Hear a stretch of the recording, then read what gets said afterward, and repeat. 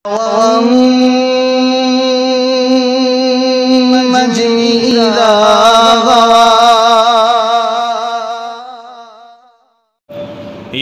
أيها الذين آمنوا اتقوا الله وقولوا قولا سديدا يصلح لكم أعمالكم ويغفر لكم ذنوبكم ومن يطع الله ورسوله فقد فاز فوزا عظيما. أما بعد فإن خير الحديث كتاب الله وخير الهدي هدي محمد صلى الله عليه وسلم وشر الأمور محدثاتها وكل محدثة بدعة وكل بدعة ضلالة. ہر قسم کی حمد و ثنا، تعریفات، تسبیحات، تمجیدات، بزرگی، بڑائی، پاکی، تقدیس و تحمید اکیلے اللہ رب العالمین کے لیے ہے، جو ہم سب کا خالق، مالک، رازق اور مدبر ہے، اور لاکھوں کروڑوں درود و سلام ہوں اس ہستی اقدس و مقدس پر کہ جن کا نام نامی، اسم گرامی محمد الرسول اللہ صلی اللہ علیہ وآلہ وسلم ہے۔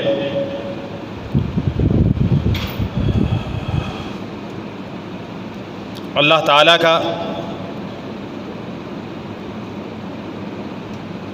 یہ ایک طریقہ ہے، سنت ہے، قانون ہے کہ اللہ تعالیٰ نے لوگوں کی رشد و ہدایت کے لیے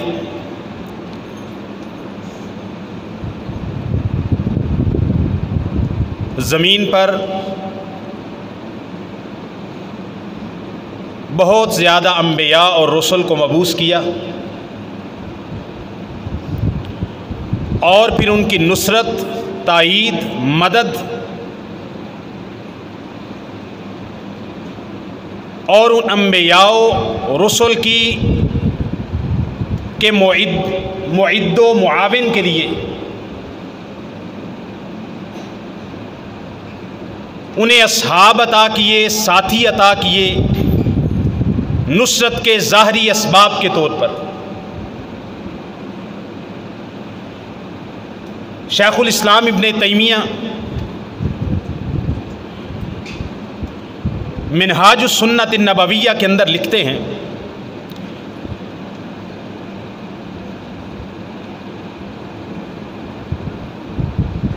کہ اگر آپ یہود سے پوچھو کہ تم میں سب سے بہترین لوگ کون ہیں، تو یہودی یہ کہیں گے ہم میں سب سے بہترین لوگ موسیٰ علیہ السلام کے ساتھی اور ان کے اصحاب ہیں۔ اگر آپ نصرانیوں سے، عیسائیوں سے سوال کریں کہ تم میں سب سے بہترین امت نصرانیہ میں سب سے افضل ترین لوگ کون ہیں، تو نصرانی جواب دیں گے، عیسائی کہیں گے ہم میں سب سے بہترین لوگ جناب عیسیٰ ابن مریم علیہ السلام کے حواری اور ان کے ساتھی۔ کہتے ہیں پھر آپ یہی سوال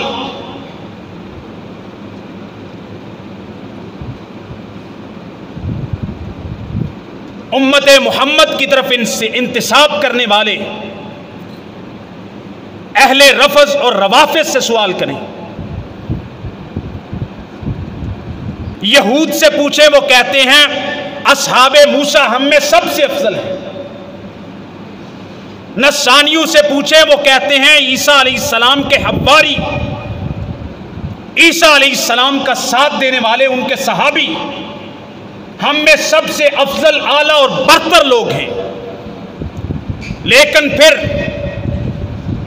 آپ روافض سے سوال کریں، اس قوم سے،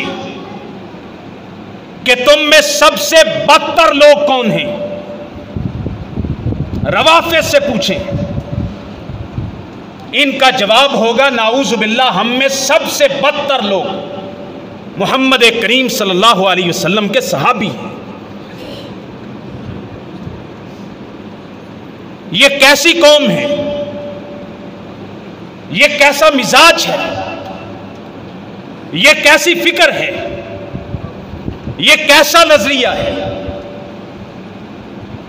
کہ مالک کائنات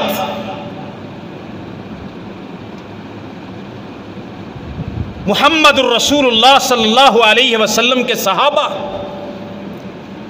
آپ کے جانثاروں کے اس طرح ذکر بلند کرتا ہے، ان کی صفات حمیدہ کا تذکرہ اپنے کلام پاک میں کرتا ہے، اور ان کے ایمان کی گواہی مالک کائنات دیتا ہے۔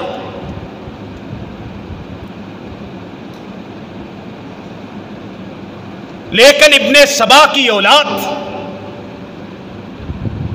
خوارج کی پارٹی، دلوں میں میل رکھنے والے اہل بغض،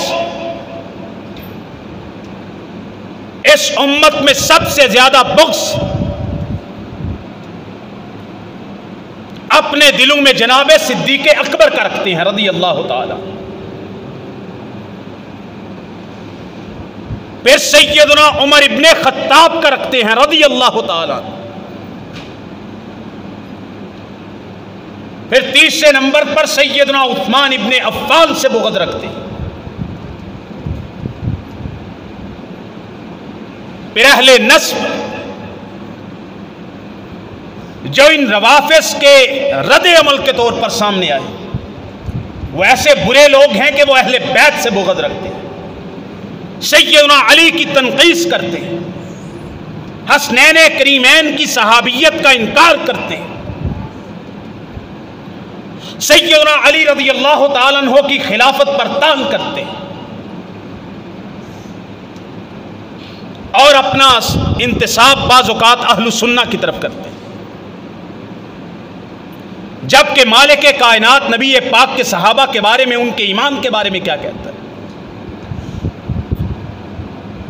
سورہ المجادلہ آیت نمبر 28 کے اندر اللہ تعالیٰ نبی پاک کے صحابہ کا ذکر کر رہے ہیں، اولئک کتب فی قلوبہم الایمان وأیدہم بروح منہ۔ یہ حزب اللہ کا تذکرہ ہو رہا ہے، یہ اللہ کی جماعت کا تذکرہ ہو رہا ہے، یہ اللہ کے لشکروں اور جیوش الرحمن کا تذکرہ ہو رہا ہے۔ اولئک کتب فی قلوبہم الایمان، یہ محمد کریم کے ساتھی، آپ کے ساتھ یہ وہ لوگ ہیں کہ جن کے دلوں میں رب نے ایمان کو ثابت کر دیا ہے۔ کتب فی قلوبہم الایمان، کیا پڑھتے ہیں؟ یا ایھا الذین آمنوا کتب علیکم القتال، یا ایھا الذین آمنوا کتب علیکم الصیام۔ کیا ترجمہ کرتے ہیں؟ تم پر روزے فرض کر دیے گئے ہیں، لازم کر دیے گئے ہیں، ثابت کر دیے گئے ہیں، حتمی طور پر تم پر یہ بات اللہ تعالیٰ نے پکی کر دی ہے کہ قادر شخص مرد ہو یا عورت ہو، مسلمان ہو، روزہ ضرور رکھے گا۔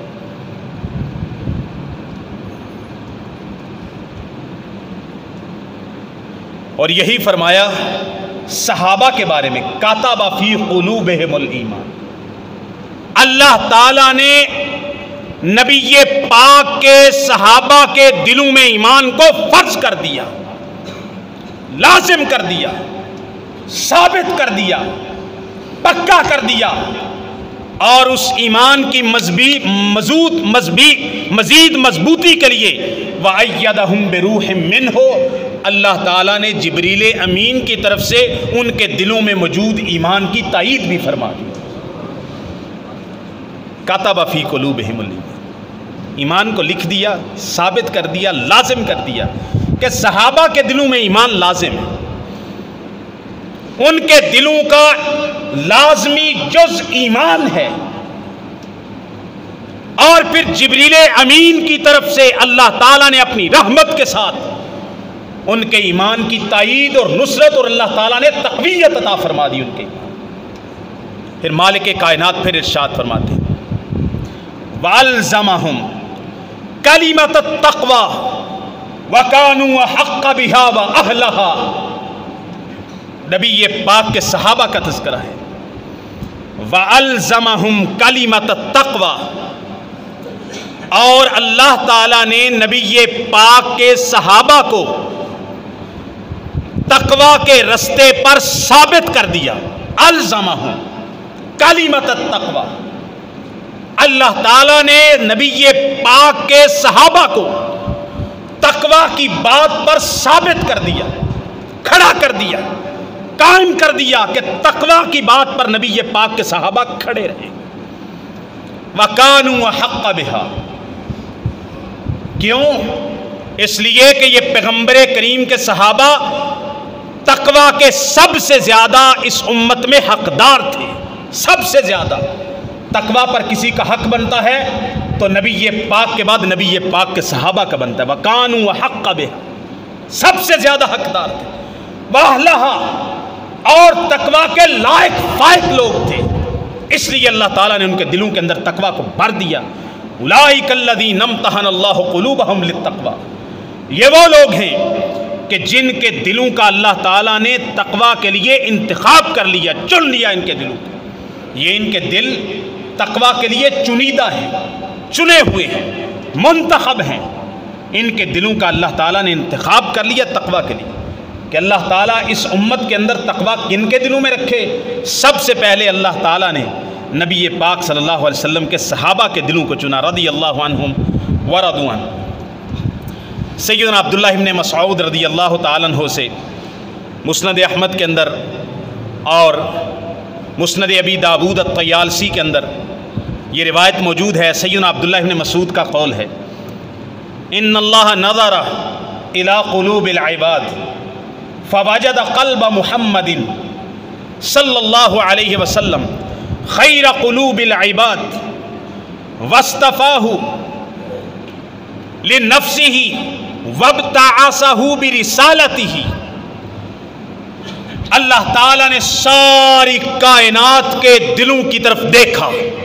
عبداللہ ابن مسعود صحابی رسول السابقون الاولون میں سے، مکہ دور کے ساتھ فقہاء صحابہ میں سے آتے ہیں، کبار صحابہ میں سے، کہتے ہیں اللہ تعالیٰ نے ساری کائنات کے انسانوں کے دلوں کی طرف دیکھا، فوجد قلب محمد خیر قلوب العباد، اللہ تعالیٰ کو ساری کائنات کے دلوں پہ نظر، ساری کائنات کے دلوں میں سب سے بہترین دل اللہ کو محمد کریم صلی اللہ علیہ وسلم کا نظر آیا۔ فاصطفاہ لنفسہ، اللہ تعالیٰ نے ساری کائنات کے دلوں میں سے سب سے بہترین دل پیغمبر کریم کا دیکھا۔ اللہ تعالیٰ نے پیغمبر کریم کو اپنی ذات کے لیے چن لیا۔ وابتعثہ برسالتہ، اللہ تعالیٰ نے اپنے پیغام کے لیے، رسالت کے لیے، ختم نبوت کے لیے، ساری کائنات کے امامت کے لیے محمد کریم صلی اللہ علیہ وسلم کو چن کر ساری کائنات کا امام اور خاتم النبیین بنا دیا۔ ثم نظر الی قلوب العباد بعد قلب محمد صلی اللہ علیہ وسلم، پھر محمد کریم علیہ السلام کے دل کے بعد اللہ نے پھر کائنات کے لوگوں کے دلوں کی طرف دیکھا۔ فوجد قلوب اصحابہ خیر قلوب العباد، نبی پاک کے دل کے بعد اللہ تعالیٰ کی نظر تمام انسانیت کے دلوں کی طرف پڑی تو محمد کریم علیہ السلام کے دل کے بعد اللہ نے سب سے بہترین صاف شفاف دل نبی پاک کے بعد کسی کے پائے تو وہ اصحاب محمد کے پائے صلی اللہ علیہ وسلم۔ واصطفاہم، پھر اللہ تعالیٰ نے نبی پاک صلی اللہ علیہ وسلم کے صحابہ کے دلوں کو فجعلہم وزراء، نبی پاک کا دل کائنات میں سب سے پاک باز ہے۔ نبی پاک کے دل کے بعد جو اس وقت لوگ موجود تھے انبیاء اور رسل کو چھوڑ کر جو پہلے گزر گئے، ساری کائنات قیامت تک کے آنے والے لوگوں میں سب سے بہترین دل اللہ تعالیٰ کو نبی پاک کے صحابہ کے معلوم. پھر اللہ تعالیٰ نے نبی پاک کی نصرت کے لیے، آپ کی تائید کے لیے، آپ کی مدد کے لیے، آپ کے ساتھ کے لیے نبی پاک صلی اللہ علیہ وسلم کے صحابہ کو چن لیا. یہ عبداللہ ابن مسعود کا اعتقاد ہے نبی پاک کے صحابہ کے بارے میں. کہتے ہیں بابیاں دی کہانی نہ سناؤ، ساڑی بابیاں تو بغیر چلدی نہیں. یہ عبداللہ ابن مسعود ساڑے بابا جی نے نا جی، بابا جی نے ساڑے. اسی کیویں ساڑا گزارا نہیں بابیاں تو بغیر جی، ساڑا نہیں گزارا. اسی مر جائیں گے، ساڑا ایمان مر جائے گا صاحب، بابیاں تو بغیر تو اسی زندہ ہی نہیں رہ سکتے. اس امت دا سب تو بڑا بابا ساڑا سیدنا صدیق اکبر ہیں رضی اللہ تعالیٰ عنہ. آپ نے ننگ دلنگ قسم کے جعلی پیروں کے نام پہ لفظ بابا بابا بابا لگا کے اصل میں کس کو گرانے کی کوشش کی. یہ اس امت کے نوجوانوں کو سبق کیا پڑھایا کہ اتنا لفظ استعمال کرو کہ بابا بابا بابا، کہ لوگ کہیں گے بھائی محمد رسول اللہ صلی اللہ علیہ وسلم تو اللہ کے رسول ہیں. اس کے بعد یہ صدیق اکبر ہیں، نہیں یہ بابے ہم نہیں مانتے. اس کے بعد عمر ہیں، نہیں ہم بابوں کو نہیں مانتے. اس کے بعد عثمان ہیں، نہیں بابیاں نہیں منتے. اس تو بعد علی ہے تو بابیاں وسیع نہیں منتے. اس کے بعد تابعین ہیں، ان کو بھی نہیں مانتے. محدثین ہیں، ان کو بھی نہیں مانتے. پھر ان کی کتابوں کو کیسے مانتے ہو؟ میں علمی کتابی ہوں، امام بخاری کی کتاب سامنے رکھ رہی ہے، امام بخاری کہہ رہا ہے میں بابوں کو مانتا ہی نہیں. شرم ہو تو پانی میں ڈوب مرو. نبی پاک صلی اللہ علیہ وسلم کے صحابہ کا تذکرہ اللہ تعالیٰ نے اس طرح بھی کیا، والذین آمنوا وہاجروا وجاہدوا، وہ لوگ جو ایمان لائے اور ہجرتیں کی، وجاہدوا فی سبیل اللہ، والذین آووا ونصروا، سورہ الحشر آیت نمبر 8. وہ لوگ جنہوں نے جو ایمان لائے، ہجرت کی، جہاد کیا، والذین آووا، اور وہ لوگ جنہوں نے پناہ دی، ونصروا، اور دین کی نصرت اور مدد کی، اولئک ھم المؤمنون حقا، یہی سچے اور پکے مومن ہیں. نبی پاک کے ساتھ ایمان لانے والے، آپ کے ساتھ ہجرتیں کرنے والے، آپ کے ساتھ مل کے جہاد کرنے والے، آپ کو اور آپ کے صحابہ کو مدینہ میں پناہ دینے والے، انصار ونصروا، اور دین کی مدد کرنے والے، اولئک ھم المؤمنون حقا، یہی پکے اور سچے مومن ہیں. لہم مغفرۃ ورزق کریم، اللہ تعالیٰ نے ان کے لیے بخشش تیار کر رکھی ہے اور بڑی عزت کی روزی اللہ نے تیار کر رکھی ہے. یہ سورہ الانفال کی آیت نمبر 74 ہے. پھر اللہ تعالیٰ اپنے نبی پاک صلی اللہ علیہ وسلم کے صحابہ کے دل کا امتحان لے رہا ہے. کیسے لے رہا ہے؟ لقد رضی اللہ عن المؤمنین. صلح حدیبیہ کے وقت جب سیدنا عثمان ابن عفان مکہ گئے، آپ کی شہادت کی افواہ پھیلی، نبی پاک نے صحابہ کرام سے بیعت لی. 1400 یا 1500 صحابہ تھے. یہاں پر ایک نقطہ انشاءاللہ ذکر کروں گا، اور انشاءاللہ بہت اہل ایمان کو سکون مل جائے گا. سارے مشاجرات صحابہ کا جواب اسے ایک نقطے میں آ جائے گا. نبی پاک صلی اللہ علیہ وسلم نے موت پہ بیعت لی. کیوں؟ بھائی مکہ والے ہیں، یہ گھر سے باہر ہیں، یہ مدینہ سے 500 کلومیٹر دور جا کے بیٹھے ہوئے ہیں، اور وہ مکہ والے چند کلومیٹر کے فاصلے پر ہیں. یہ ہاتھوں میں تلوار لے کر نہیں گئے لڑنے کے لیے، اور نبی پاک پھر بھی بیعت لے رہے ہیں کہ مر جائیں گے، واپس نہیں جائیں گے مدینہ جب تک عثمان کے خون کا بدلہ نہیں لیں. آپ کو پتہ ہے اس بیعت کرنے کا مقصد موت پر بیعت کرنا تھا، یا اپنے ہاتھ کو موت کے منہ میں دھکیلنا تھا، بالکل بے سرو سامانی کی حالت کے. اسباب نصرت ظاہری طور پر موجود نہیں ہے، پھر بھی بیعت کی.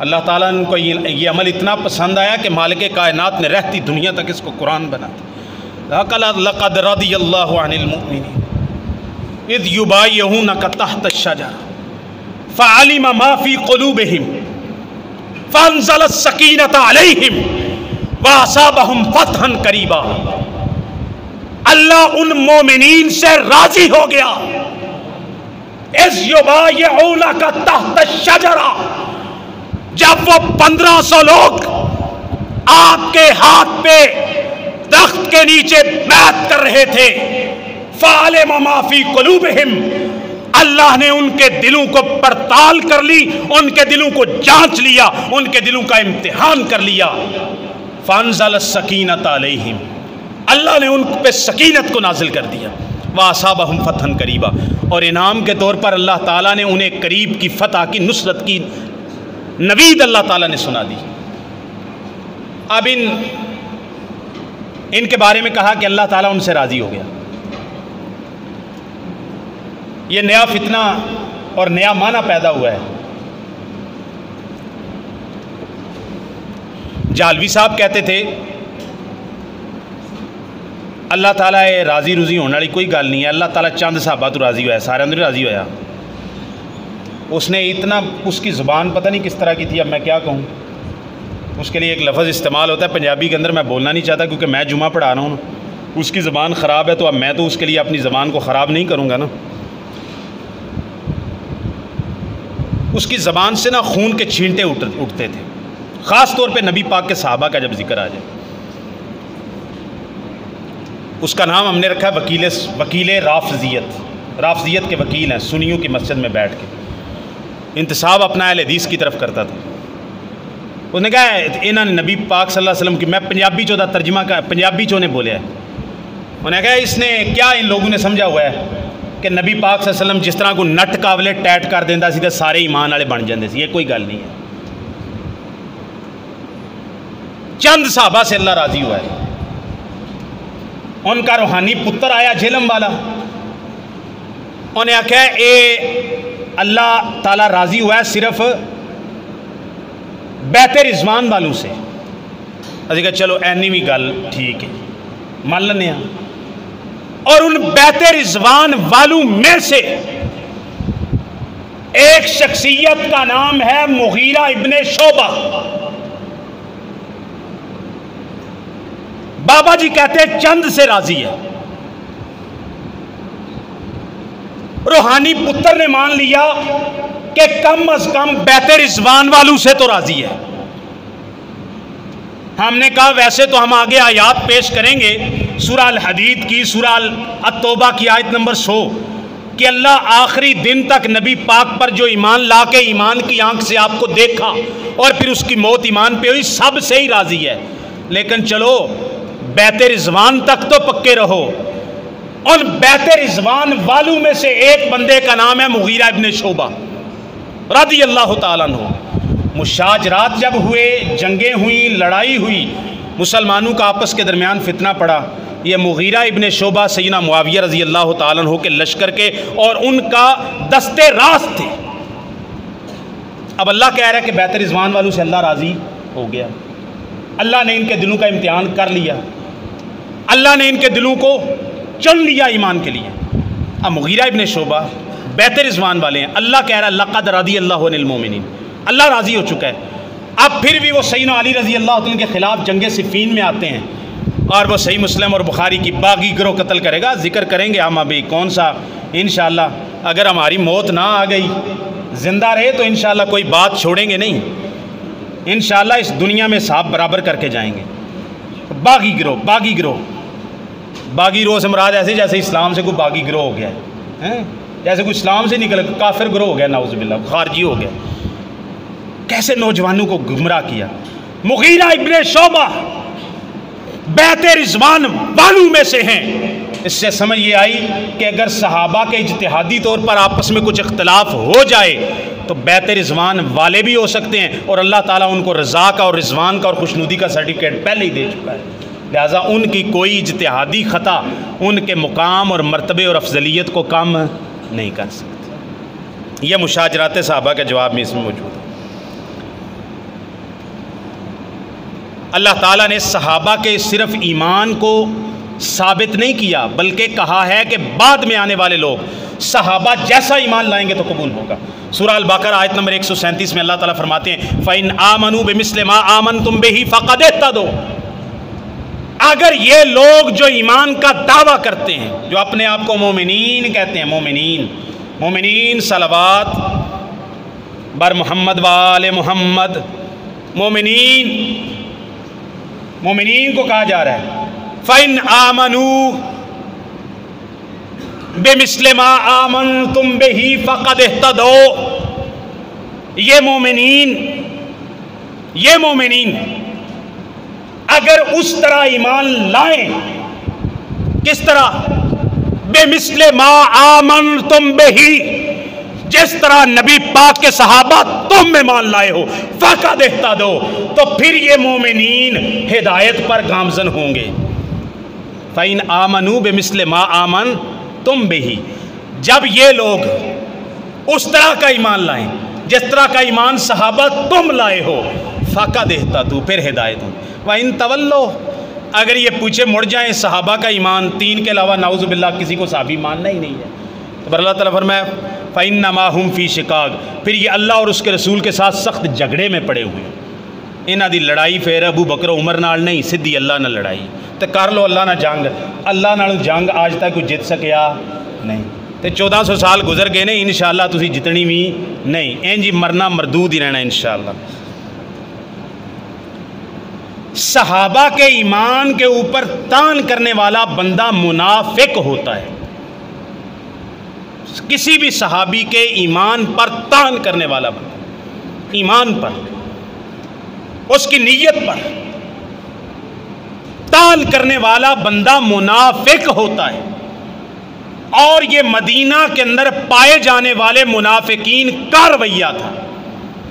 سورہ البقرہ آیت نمبر 13 کے اندر اللہ تعالیٰ فرماتے ہیں وَإِذَا قِيلَ لَهُمْ، اور جب کہا جائے ان منافقین سے آمنوا کما آمن الناس، مومنین آمنوا کما آمن الناس، اس طرح ایمان لاؤ جس طرح یہ لوگ ایمان لائے ہیں، نبی پاک کے صحابہ۔ وَإِذَا قِيلَ لَهُمْ آمنوا کما آمن الناس، جب ان سے کہا جائے اس طرح ایمان لاؤ جس طرح لوگ ایمان لائے ہیں باقی صحابہ نبی پاک کے، تو آگے سے کیا کہتے ہیں قَالُوا أَنُؤْمِنُ كَمَا آمَنَ السُّفَهَاءُ، کیا ہم ایسے ایمان لائیں جیسے نعوذ باللہ یہ بیوقوف لوگ ایمان لائے ہیں۔ نبی پاک کے صحابہ پر تان کیا، بیوقوف کہا، کافر نہیں کہا، بھی منافق نہیں کہا، کتنا سا لفظ بولا بیوقوف۔ بھئی بیوقوف لفظ کہنے نال کوئی بندہ کافر ہو جاندہ ہے؟ بندہ کسی کو بھئی تیرے چقل نہیں آیا تو کافر ہو جاندہ ہے؟ نا، نبی پاک صلی اللہ علیہ وسلم نا پاجی نا ہوں انجینئرنگ ہون لیجیے، ہوں انجینئرنگ ہون لیے، وہ کہانیاں پرانیاں ہو گئی نے۔ نبی پاک کے صحابہ کو منافقین نے کافر نہیں کہا، منافق نہیں کہا، بدعہد نہیں کہا، مال کے لالچی نہیں کہا، منافقین نے صرف اتنا کہا اَنُؤْمِنُ كَمَا آمَنَ السُّفَهَاءُ، کیا ہم ایسے ایمان لائیں جیسے یہ بیوقوف لوگ ایمان لائے ہیں؟ مالک کہتا ہے اَلَا إِنَّهُمْ هُمُ السُّفَهَاءُ وَلَٰكِن لَا يَعْلَمُونَ، نبی پاک کے صحابہ کی طرف کفر اور نفاق کی نہیں، بیوقوفی کی نسبت کرنے والے حقیقت میں خود سب سے بڑے بیوقوف ہیں، لیکن ان کو شعور ہی نہیں ہے، اتنے بیوقوف ہیں۔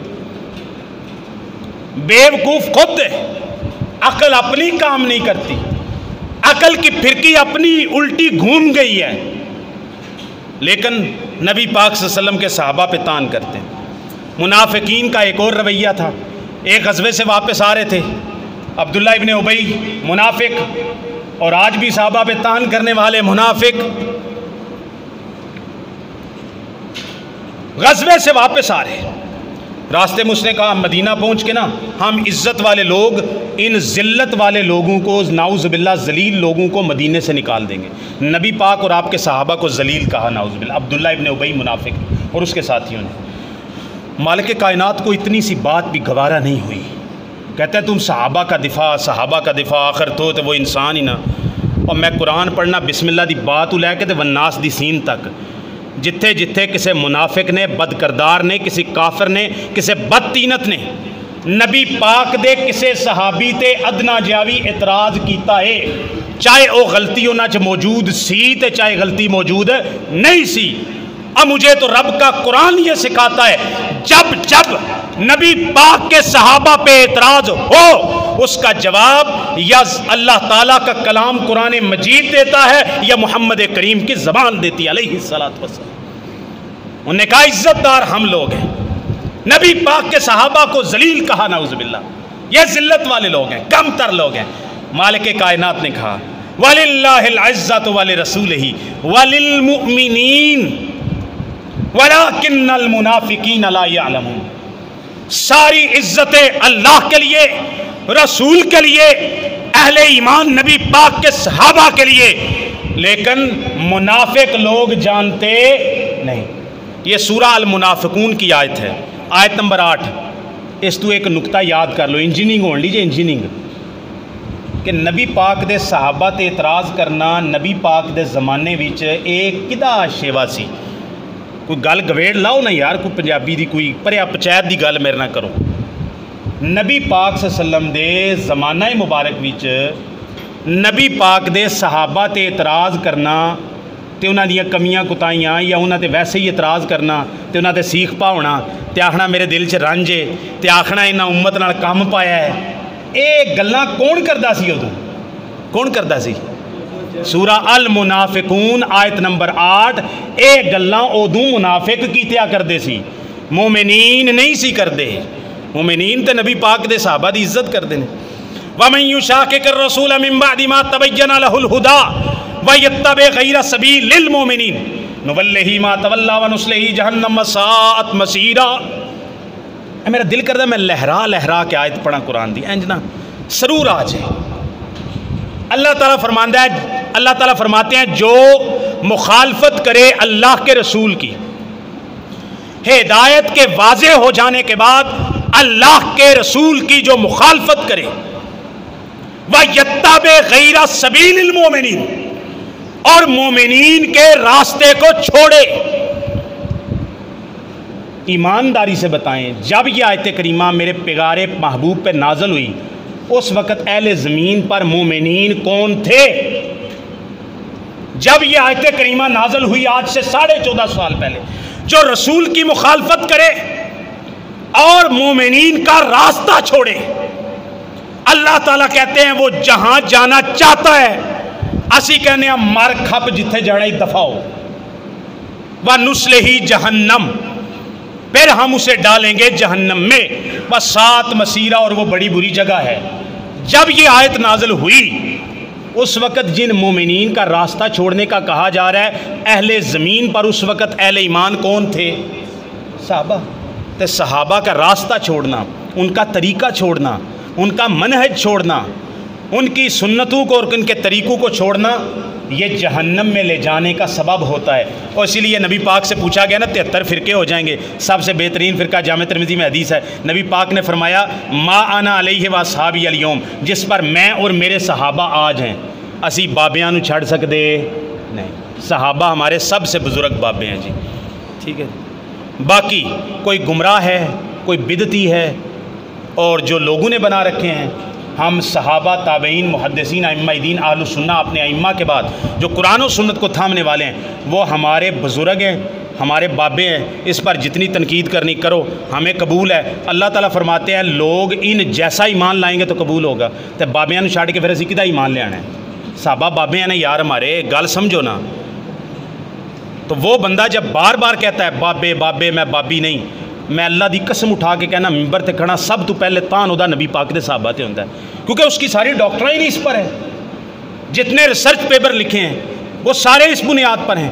اگر اس بندے نے 1000 لیکچر دیا ہے ان 1000 میں سے 900 لیکچر سارے کے سارے نبی پاک صلی اللہ علیہ وسلم کے صحابہ کے بارے میں ہوں مشاجرات صحابہ کے بارے میں ہوں صحابہ کے باہمی اختلافات کے بارے میں ہوں گے۔ اس کا مطلب ہے اس بندے کی ساری ڈاکٹران بابی بابی بابی ہونے کا جو انکار کرتا ہے نا، وہ کہتا ہے معاویہ نو بھی چھاڑ دو، مغیرہ ابن شعبہ نو بھی چھاڑ دو، فلاں صحابی کو بھی چھوڑ دو، فلاں صحابی کو بھی چھوڑ دو، پھر کس کو پکڑ لو؟ مالک اشتر کو پکڑ لو۔ ہیں حضرت مالک اشتر ہیں، حضرت عبید بن مختار ثقفی سیدنا حسین دے قاتلاں نو چن چن کے نہ ماریا تو اس بدبخت نے نبوت دا جھوٹا دعویٰ کیتا اس خبیث آدمی نے۔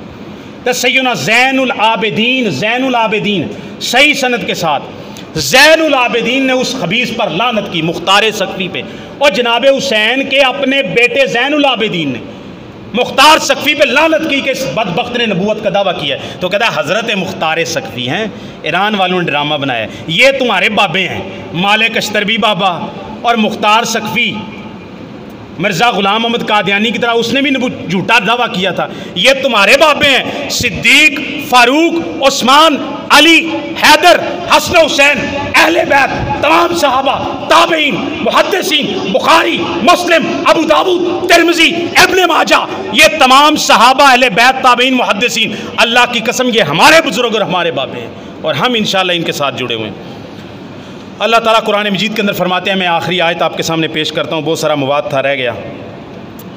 ایک دھوکہ یہ دیا جاتا ہے، آج گل سمجھ لو، کہتے ہیں جڑے فتح مکہ تے معافیاں مانگ کے مسلمان ہوئے، گل سنی جے، وہ انجینئرنگ سنی جے، اے فتح مکہ تے معافیاں مانگ کے ترلے کر کے منتاں کر کے مسلمان ہوئے۔